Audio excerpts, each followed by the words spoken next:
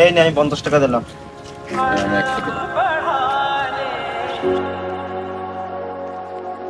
ঈশান, কিসের টাকা উঠাচ্ছিস তোরা? মামা, এই জায়গা তো নামাজ পড়ার কোনো স্থান নাই, তাই আমরা সকল কর্মচারীরা নিয়ে উদ্যোগ নিছি যে এই জায়গায় সুন্দর একটা নামাজ পড়ার স্থান বানা।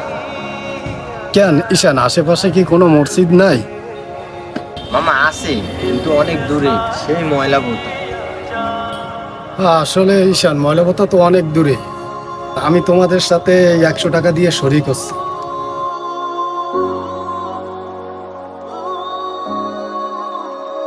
ঈশান, তোমার সাথে কিছু কথা আছে, একটু সামনে আসো তো। তো বড় লোক হয়ে 100 টাকা দিচ্ছে, কি শেষা বলা। ঈশান, এই 1000 টাকা নাও, নামাজ পড়ার স্থানে এই টাকাটা খরচ করি, ঠিক আছে?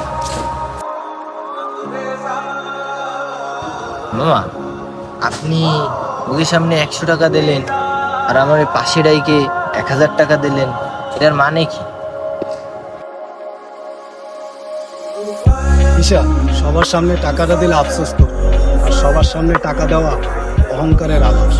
উত্তম দান সেটাই যেটা গোপনে করা।